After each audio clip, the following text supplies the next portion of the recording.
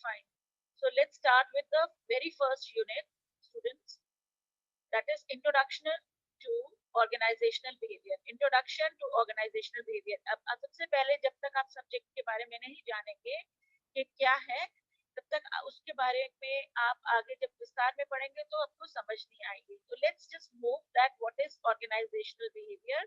पहली चीज मैं आपसे एक चीज पूछना चाहती हूँ. कल मैंने थोड़ा बहुत I have explain you that what organization is. Organization is what?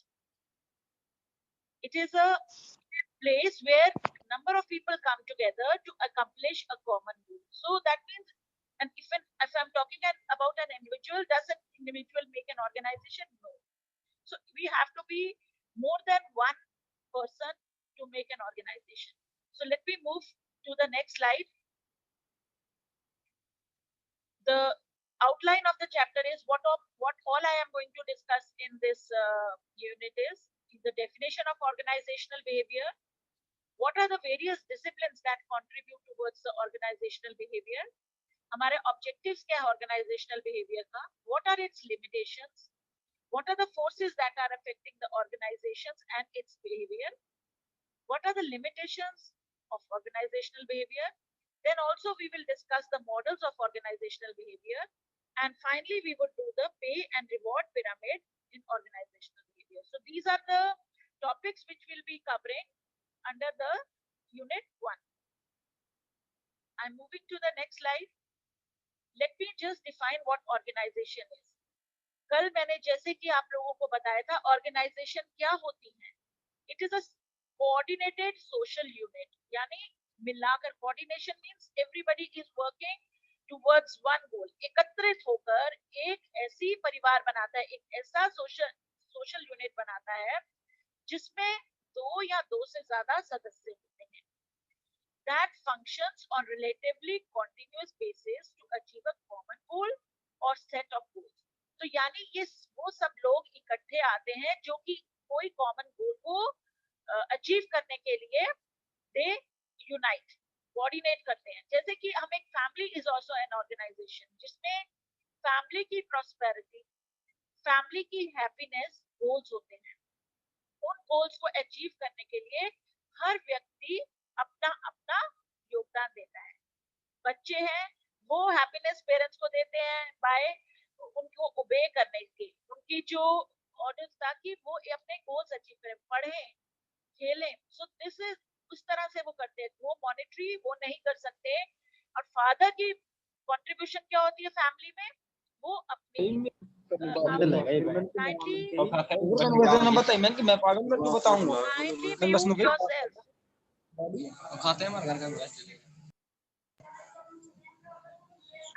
there's a disturbance. Please mute yourself. Whosoever is not muted. Fine. So when we are talking about organization, we should know that the organizations में आपका एक common goal होता है. Father का contribution in a family is to look after the needs, to run the family and fulfill its needs, give them a atmosphere where they can grow.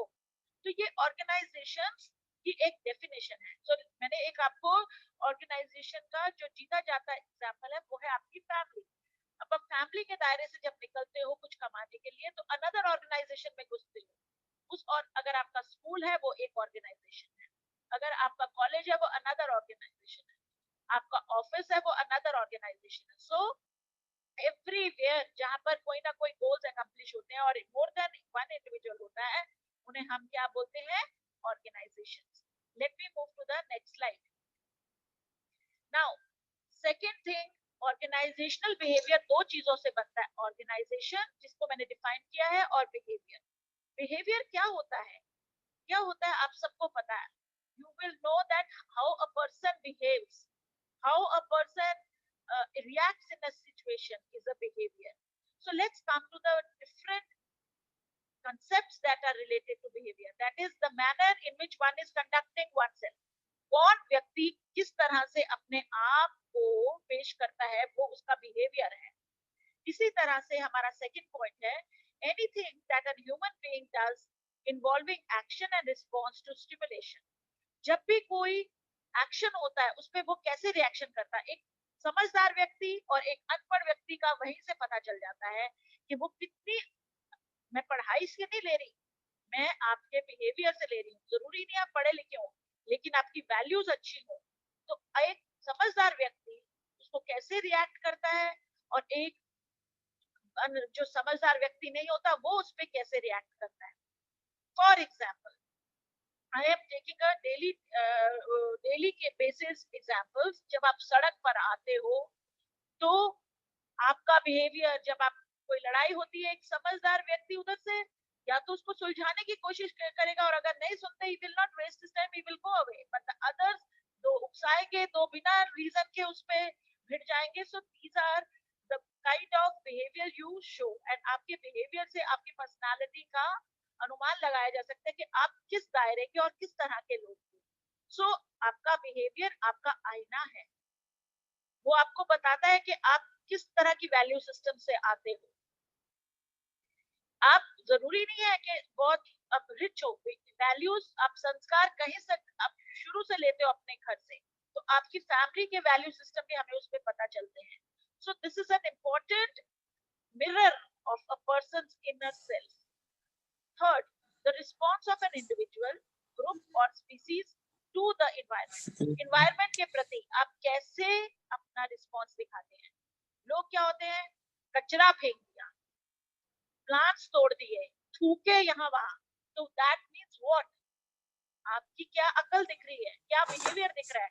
ऐसे लोगों को तो पहले ही ऑर्गेनाइजेशन डिस्कार्ड कर देती है जिनमें एथिक्स होते हैं। सो आपकी बिहेवियर से आपकी बारे में बहुत चीजें पता चल जाती है। कई समय में ऑर्गेनाइजेशंस आपकी इंटरव्यू नहीं लेते, वो ऑलरेडी कैमरा लगा के देखते हैं कि आप कैसे बिहेव कर रहे हैं, उसी के आधार पर आपकी सिलेक्शन हो जाती है। सो इसलिए उस टाइम जो व्यक्तियों की वैल्यू सिस्टम बहुत स्ट्रांग होती है, उनको ऑर्गेनाइजेशन दूर से ही देख लेती है कि ये क्या है, आपकी बिहेवियर से वो झलकेगा। सो उनको आपको टेस्ट करने की जरूरत नहीं पड़ेगी। This is an important point I am telling. सो अपनी जो वैल्यूज है उसको ऐसे रखिए, दिखाने की और करने की अलग अलग नहीं। हाथी के दांत दिखाने के और ये नहीं होना चाहिए। आपकी कोशिश होनी चाहिए कि आपकी वैल्यूज इतनी अच्छी हो कि आपको बार बार उसको याद कराने की या किसी को दिखाने की जरूरत ना पड़े, वो अपने आप से दिखती है। Then I come to the next point. The way in which someone behaves also an instance of such behavior. दूसरे के साथ आप कैसे बिहेव करते हो। आप लोग तो कई बार हंसते होगे, तुम्हें पता है कि किसी को विश करने में तुम्हारा कुछ भी कम नहीं होगा, इसलिए कोशिश करनी चाहिए, चाहे आपका जानने वाला व्यक्ति हो चाहे ना जानने वाला व्यक्ति हो, यू शुड विश उसको। आप सुबह नमस्कार करें या कुछ, so that shows that how what is your value system. वो जो कई स्टूडेंट्स अपने बड़ों के पांव छूते हैं, वो उनकी वैल्यू सिस्टम दिखाते हैं। So this behavior, what you show towards others, is also a behavior. Then another thing about a behavior is the way in which something functions or operates. कोई व्यक्ति किस तरह से काम करता है और कैसे काम करता है, ये भी आपकी बिहेवियर का ही एक आईना है। कोई व्यक्ति जब कोई होगा नहीं उसको शॉर्टकट से काम करेंगे, नहीं होना चाहिए। आप अगर कमिटेड हो, चाहे आपके ऊपर कैमरे लगे हो चाहे आपके ऊपर कैमरे नहीं लगे हो, आप अगर उससे कमिटेड हो तो आपको काम ऑनेस्टली करना है। आपको मेरी बात समझ आ रही है। तो इस तरह से अपने बिहेवियर को एक अच्छी तरह ढालोगे तो आपको ऑर्गेनाइजेशंस में एडजस्ट करना मुश्किल नहीं पड़ेगा। So this is how I am explaining organization and behaviour. A person with such kind of behavior can adjust anywhere. Another thing, let me just tell you, please do not unmute yourself. It creates disturbance in my lecture as well as the others are not able to hear properly. This is a recording going on. Let me move to the next slide. Now, behavior of an individual 3 levels पे होता है। एक individual अपने आप में कैसे behave करता है, ग्रुप में कैसे बिहेव करता है, ऑर्गेनाइजेशन में कैसे बिहेव करता है। तो वर्क प्लेस में 3 तरह से उसको अपना बिहेवियर दर्शाना पड़ता है, इंडिविजुअली, इन अ ग्रुप और in an organization. For example, मैं अकेला कैसा हूँ, कैसे मैं अपने आप को बिहेव करता हूँ, और जब मैं ग्रुप में होता हूँ तो मैं कैसे बिहेव करता हूँ। क्या जब अगर मैं कुछ गुंडे लोगों के ग्रुप में बैठ गया तो मैं उनकी ही संगति में वैसा हो जाता हूँ कि नहीं, मैं अपनी वैल्यूज को स्ट्रॉन्ग होल्ड करता हूँ। या फिर मेरे को कुछ चीजें नहीं आती और मुझे ग्रुप के लोग कुछ अच्छा सिखाते हैं, क्या मैं उसको अपनाता हूँ या मैं कोऑर्डिनेट करके रखता हूँ या सिर्फ स्टबन बन के रहता हूँ। सो ये ग्रुप में कैसे आपको behaviour, so there are 3 different levels of behaviour. Behavior can be seen at individual level, at group level and organizational level. So we will study all the 3 levels in this subject. Let me move to the next slide. Now I come to the exact, अभी ये मैंने छोटे छोटे portions आपको explain कर दिए हैं. Let me now come to the details. What is the exact definition of organizational behavior? Organization behavior is a systematic and careful application of knowledge about how people and individuals and as a group act within organization. कैसे लोग individually और groups में act करते हैं या in an organization, किस तरह से वो act करते हैं. तो अपनी knowledge के हिसाब से act करेंगे, जैसे कि मैंने बताया, जो उनको समझ आई है, जो उन्होंने ग्रहण किया, उसके अकॉर्डिंग ही वो act करेंगे. So let's go to the next definition. एक जैक हॉलरैंड क्या बोलता है ऑर्गेनाइजेशन बिहेवियर के बारे में? It is the study of human relations. कैसे ह्यूमन रिलेशंस की स्टडी को बोला है उसने, कहां पर, किस दायरे में? In a business and in industry, and is the study of how people can work effectively in a group in order to satisfy both organizational goals and personal needs. So Jack Halloran क्या बोलते हैं कि ये एक तरह की knowledge है या स्टडी है ह्यूमन बिहेवियर की, वो कैसे अपने रिलेशंस को मेंटेन करता है एक इंडस्ट्री और बिजनेस में, और कैसे वो बहुत इफेक्टिवली सबके साथ एक टीम की तरह ऑर्गेनाइजेशनल गोल्स को अकम्प्लिश करता है. So this is called, and these are the definitions given by various people about organizational behavior. Let me move further. Now organization जो बिहेवियर है वो हमें टूल्स प्रोवाइड करता है, ये हमें हेल्प करता है. हम क्यों पढ़ रहे हैं? तुमको वेस्ट तो नहीं कर रहे तुम, इसलिए पढ़ रहे हो कि ऑर्गेनाइजेशनल बिहेवियर क्या है और क्या हेल्प करता है. तो ये एक तरह का औजार है जो आपके हाथ में हम दे रहे हैं. उस औजार से आप क्या कर सकते हो? आप आदमियों को, पीपल को, you can understand, analyze and describe behaviour in organization. जब आप एक ऑर्गेनाइज संस्था में काम करोगे, ये सब्जेक्ट आपको हेल्प करेगा कि लोग ऐसे क्यों एक्ट कर रहे हैं. इसका मतलब वो काम नहीं करना चाह रहे. आप कई बार बोलते हो ना, इसके इसके आवाज से तो लग रहा है ये काम नहीं करना चाह रहा, या इसके आवाज से लग रहा है ये तो बहुत इस काम को इंटरेस्टेड है करने में. तो ये आप उसके बिहेवियर से जज करते हो. इसी तरह से also it helps the managers to improve, enhance and change the work behaviors of the individuals. For example, कैसे मैनेजर के हाथ में ये टूल है? For example, अगर एक व्यक्ति काम नहीं करता है तो क्या कर सकते हैं हम? What can we do? We can tell him तुम्हारी सैलरी कट जाएगी अगर तुम नहीं इस काम को करोगे. तो वो एक तरह से उसके बिहेवियर को मोल्ड करते हैं. फॉर एग्जाम्पल, एक बच्चा है, मैं स्कूल से एग्जाम्पल लेती हूँ या आपके कॉलेज से, जब आप असाइनमेंट या होमवर्क नहीं करते थे, या तो आपको डबल बार करना पड़ता था, या आपको मार्क्स कम मिलते थे, या आपको सजा मिलती थी. वो किस लिए दी जाती है? ताकि आपके बिहेवियर को चेंज किया जा सके. सो दिस इज अ टूल. ये ऑर्गेनाइजेशनल बिहेवियर एक मैनेजर को हेल्प करता है ये जानने में कि इंडिविजुअल क्यों नहीं काम कर रहा है, या ये करना नहीं चाहता, या इसे आता नहीं. अगर उसे करना चाहता है लेकिन आता नहीं है तो वो उसके हेल्प करेगा, उसको सिखाएगा. और अगर वो करना ही नहीं चाहेगा और वो क्या कहते हैं लेजीपन दिखाएगा और पैसा भी चाहेगा, तो ऐसे लोगों को वो चेंज करने के लिए अपने तरीके अपनाएगा. इसी तरह से ग्रुप्स और ऑर्गेनाइजेशन कैसे अपने गोल्स अचीव करती है और मैनेजर कैसे उसको इम्प्रूव कर सकता है, ये हेल्प करता है ऑर्गेनाइजेशनल बिहेवियर इस चीज में. Let's move to the next slide. Now there are different levels. कौन कौन से डिफरेंट लेवल्स जो मैंने पीछे डिस्कस किए थे? नंबर 1, ऑर्गेनाइजेशनल बिहेवियर में इंडिविजुअल लेवल पे होता है. इंडिविजुअल लेवल में जो सुपीरियर और सबऑर्डिनेट के बीच में होता है, जैसे टीचर और स्टूडेंट के बीच इंडिविजुअली होता है. तुमको नहीं काम किया, उसको समझाया जाएगा, तो इंडिविजुअल लेवल पर हो रहा है, 1 to 1. देन ग्रुप में कैसे होता है? With in team. फिर इंटर टीम, फिर इंटर डिपार्टमेंटल, फिर इंटर ऑर्गेनाइजेशनल। इंटर टीम क्या हो गया, टीम के बीच में के सदस्यों में आपका बिहेवियर। इंटर डिपार्टमेंटल, दो डिपार्टमेंट, फाइनेंस का डिपार्टमेंट या मार्केटिंग वाला डिपार्टमेंट आपस में कैसे है, कंप्यूटर इंजीनियरिंग वाला डिपार्टमेंट और एमबीए डिपार्टमेंट में आपस में कैसे बिहेव है। Inter organization within IET, अगर हम बात करेंगे विद इन आईटी आपके कैसी बात है, और या आईईटी और एमआईटी आरसी के बीच में कैसे आपस में बिहेवियर है। ठीक है, इंटर ऑर्गेनाइजेशन और दो ऑर्गेनाइजेशन के बीच, इंटर डिपार्टमेंटल दो डिपार्टमेंट के बीच, इंटर टीम दो टीमों के बीच में कैसी बात चल रही है, विद इन टीम एक ही टीम के अलग अलग सदस्यों में कैसी बात हो रही है, इंडिविजुअली आप कैसे सबऑर्डिनेट की तरह साथ बिहेव कर रहे हो या कैसे आप सुपीरियर की तरह बिहेव कर रहे हो। ये सब डिफरेंट लेवल्स है आपके बिहेवियर को बताने के। Then comes goals. क्या होते हैं गोल्स? वो चीजें होती है जो डिस्क्राइब करती है ऑर्गेनाइजेशनल बिहेवियर का। क्या गोल है? To describe about the person, to understand his behaviour, to predict his behavior and to control his behavior. Excuse me, just a second.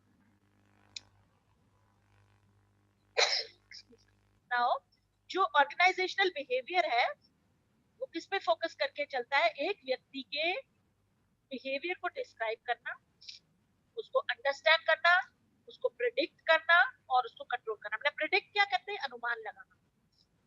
फिर अनुमान लगाने के बाद उसको डिस्क्राइब करना, डिस्क्राइब करने के बाद उसको समझना, और समझने के बाद उस व्यक्ति को कैसे कंट्रोल करना है वो तरीके अपनाना। ये गोल्स है ऑर्गेनाइजेशनल बिहेवियर के। नाउ आई विल गो, मैंने डायग्राम में जो बताया है कि ये गोल्स हैं उनको मैं संक्षिप्त, आई am explaining them one by one. So what is meant by to describe? The first goal of organizational behavior is कि describe करो कि how people behave under various conditions। आपका बिहेवियर जब आपकी डेट शीट नहीं आई होती तब, और जब आपके पेपर की डेट शीट आ जाती है तब, दोनों बिहेवियर में आपका डिफरेंस हो जाता है। You are very casual in studying when your date sheet is not there, but the day we tell you that exams are over your head, you start changing your behavior, you start studying more, wasting of time reduces. So this is how at various conditions the behavior of an individual, एक individual का behavior change होना शुरू हो जाता है। Then we come to the understand। second goal है understand करना। The second goal of organizational behavior is कि हम ये व्यक्ति ऐसा क्यों behave कर रहा है। अगर एक व्यक्ति ऐसा नहीं जान पाएगा, अगर आप तो आपका मैनेजर आपका इफेक्टिव नहीं है, कई व्यक्ति जानबूझकर नहीं करते, आपको समझना पड़ेगा कि why this people are behaving like this. If you will understand this, you will also be able to solve their problems. Third, manager would be highly frustrated if they could only talk about behaviors of their employees but not understand the reason behind those actions. अगर आप parents को पता चल जाता है मेरा बच्चा ऐसा बिहेव कर रहा है, रोज ये स्कूल नहीं जा रहा है, निकल जा रहा है, चुप रहा है कहीं पर, वो बस यही बिहेवियर से, और अगर कुछ कर नहीं पाएगा क्यों कर रहा है, अगर उसके पीछे की वो जानकारी प्राप्त करे तो वो उस चीज को कई हद तक ठीक कर सकता है उसका वो बिहेवियर। तो यू अंडरस्टैंड कि क्या पता कोई स्कूल में उसको तंग कर रहा हो, क्या रीजन है, क्यों नहीं वो बच्चा स्कूल जाना चाह रहा, या क्यों कोई काम नहीं कर रहा, तो उसके पीछे का रीजन जानना। अगर अगर मैनेजर ये इसी तरह से मैनेजर को भी अगर ये चीजें नहीं पता होगी तो वो क्या कर सकेगा? बिहेवियर देखने से तो काम नहीं चलेगा, उसके पीछे का रीजन समझना पड़ेगा, तभी आप उस बिहेवियर को ठीक कर सकते हैं। Is it clear? Let me come to the next slide. Third goal क्या है? प्रिडिक्ट। प्रिडिक्ट क्या होता है कि predicting employees future is also one of the goals of organization. तो ये तो अभी ये इतना मेहनती व्यक्ति है, ये जरूर कल उस ओहदे तक पहुंचेगा। क्यों? क्योंकि you will come to know that how this person is and how hard he is working, so you can always predict where he can reach, so you will help him, you will supply the training and development programs for him, you will create environment for him so that he can develop in that organization. So prediction is based on your proper understanding and of a behavior of an individual through the organizational act he performs in an organization.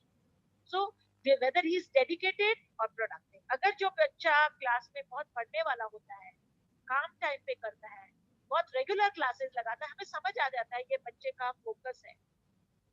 और जब बच्चे का focus होता है तो हम जान लेते हैं ये बच्चा को किसी तरह से भी हमें हेल्प करनी है, इसको न्यू और बुक्स के बारे में न्यू चीजें और समझानी है, क्योंकि ये इसकी नॉलेज इससे ज्यादा बढ़ानी है। इस तरह से हम उसको हेल्प कर सकते हैं, उसको और डेवलप करें। सो प्रेडिक्ट से हम अनुमान लगा सकते हैं एक कौन सा व्यक्ति कितनी डेवलप होने में की वो रखता है और कितनी रिस्पॉन्सिबिलिटी लेने में सक्षम है। Let's move to the next slide. The last thing of goals is the control. What is control? If you know the behaviors, you can control. मैंने आपको बताया है by punishing, अगर एक व्यक्ति गलती पनिश कर कर अपना बिहेवियर ठीक कर देता है तो yes that you should try to control his behavior and hold it. हर रोज जो लेट आता है बच्चा, अगर उसको बाहर खड़ा कर दो या कोई फाइन लगा दो, थोड़े दिन में वो इतना उस सजा से दुखी हो जाता है कि वो जल्दी आने की कोशिश करने लगता है और उसका बिहेवियर चेंज हो जाता है। So control helps the managers in the organization understand how they can mold the behavior or change the behavior. So managers in the organization should be trained so that their subordinates can develop their skills. They can be promoted for higher productivity and they can always improve their individual behavior. ये कहते हैं कि learning is a continuous process and you should learn. So communication should be used to ensure that the behavior of an individual is controlled. If you do not communicate, nobody will know where he is going wrong. And if he doesn't know where he is going wrong, he cannot be corrected. So control is also the goal of every organizational behavior. So let's just sum up what we did. Right now, we did the definition of organizational behavior. Then what are the various levels of organizational behavior, individual, group and organization, where we further describe that individual behavior होता है subordinate and superior के बीच में, और group behavior as a team, within team and inter team. इसी तरह से organizations में आता है interdepartmental and inter-organizational. So these are the various levels at which organizations work. Then we have done the goals. Goals क्या है? To describe, to understand, to predict and to control the behavior of individuals at the individual level, at the group level and at the organizational level, so that we can achieve our goals and mold their behaviors. Let's move to the next thing what we are going to cover under organizational behavior. If we see what are the various disciplines, कौन-कौन से disciplines organizational behavior की तरफ contribute करते हैं। अब देखिए, जब हमें organizational behavior में individual की बात है, group की बात है, तो हम कह सकते हैं sociology group का, individual personalities, so psychological, यानी psychology भी आपकी इसमें contribute करती है। तो if I show you what all disciplines are contributing, so here let's analyze. So here we see that there are, जैसे आपके CPU में input होता है, output होता है और CPU होता है। इसी तरह से if we will see in this diagram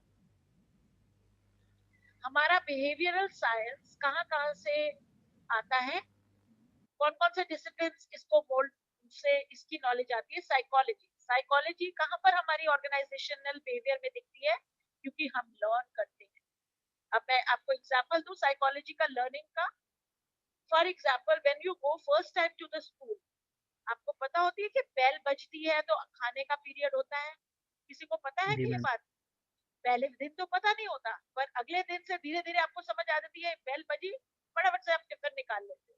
So you learn that thing slow and slow by your psychological change. You come to know, you start connecting the stimuli क्या होते हैं, ringing of bell, and you start the response that yes, as the bell rings you will have to take out your tiffins.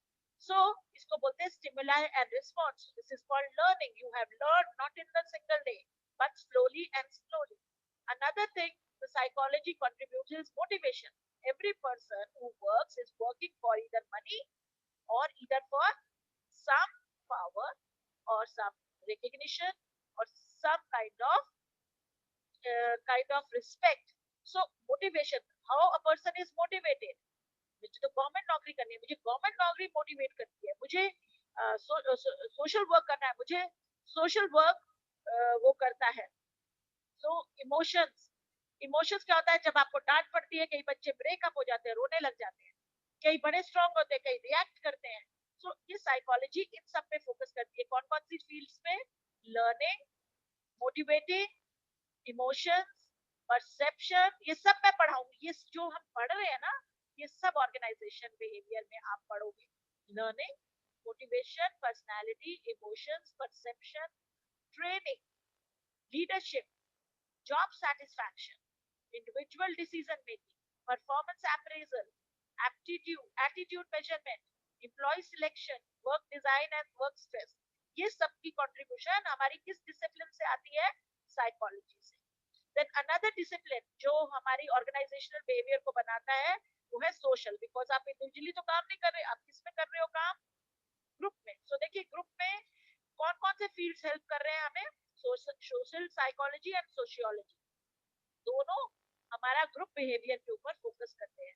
अब group behaviour में आप कैसे behaviour change होता है, जब आप अकेले होते हो आप कैसे होते हो, और जब आप ग्रुप में बिहेव करते हो तो कैसे करते हो, ये आपका सोशल साइकोलॉजी है. आपके अंदर ज्यादा आ जाती है कि नहीं, अब तो मैं पंगा ले लूंगा, सब इकट्ठे हैं. और when you are individual, then that time you are sometimes, अरे मैं करूंगा और सब मेरा कोई मुझे हम पहुंचा सकता है. So your behaviour changes with the group. So as an individual how you behave and as a group how you behave. This is a study of social psychology. Then attitude change. In a group you try to copy another type of attitude. Your communication changes as you work in a group. Your group processes, I will discuss what is a group processes. वो मैं बाद में सिखाऊंगी. ये सब हम पढ़ेंगे. This is one of my favorite subjects. And I know you will also start loving this subject because it is related to our day-to-day activities. Then we come to the sociology.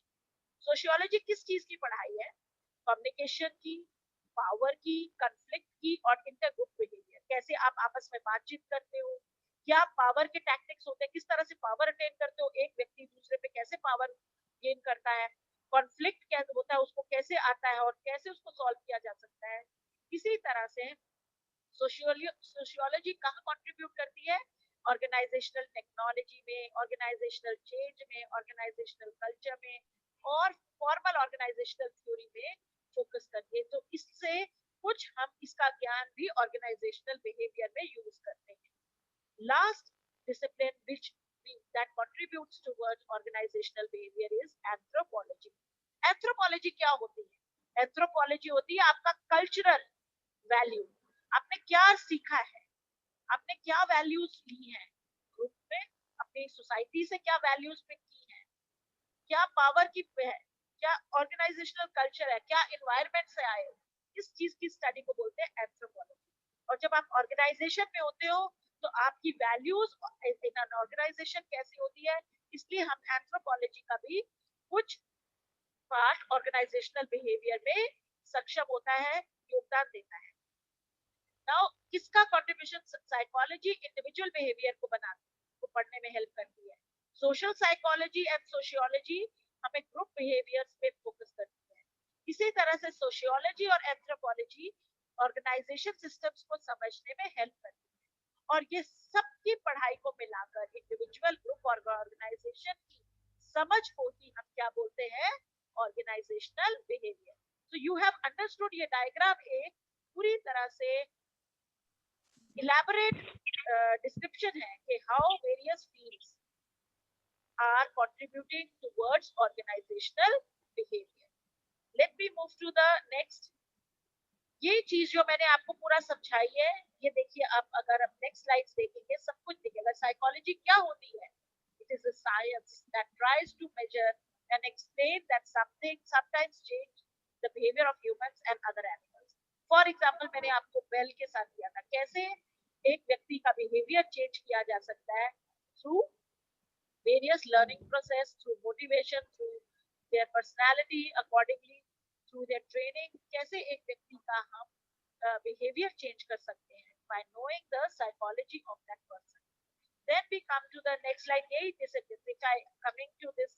अगर आप ये diagrams देख सकते हो तो आपको दिख सकता है कि किस तरह से व्यक्ति behave करता है और उसके expression से हम समझ सकते हैं how she is seen by the Android users. इसको कैसे देखेंगे लोग, how she is seen by the blackberry users. ऐसे इस तरह से आप उन लोगों को देख सकते, कैसे उसके बिहेवियर को जज करते हो by seeing these pictures.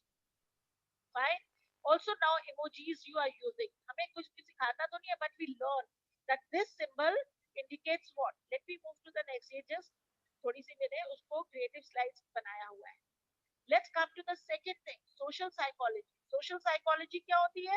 A mixture of psychology and sociology is called social psychology.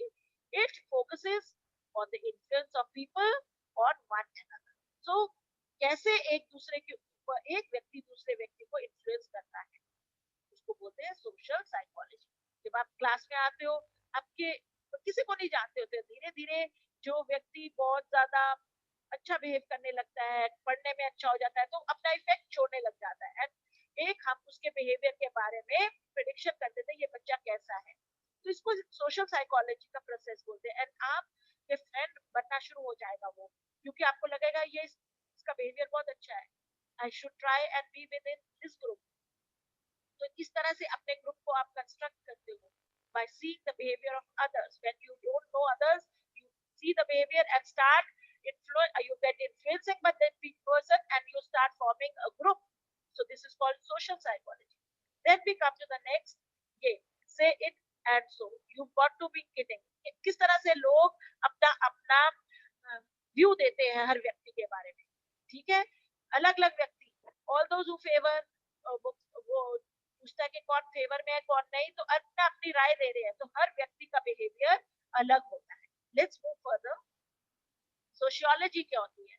Sociology ऐसी स्टडी होती है जो कि डेवलप करती है सोसाइटी और सोशल बिहेवियर. कैसे एक हमें सोसाइटी में बिहेव करना चाहिए, कैसे एक दूसरे के साथ हमें बातचीत करनी चाहिए, कैसे सोसाइटी एक्सेप्टेबल बिहेवियर होते हैं. तो हमारी जो हम अपनी सोसाइटी से सीखते हैं उसको बोलते हैं सोसाइटी सोशल बिहेवियर.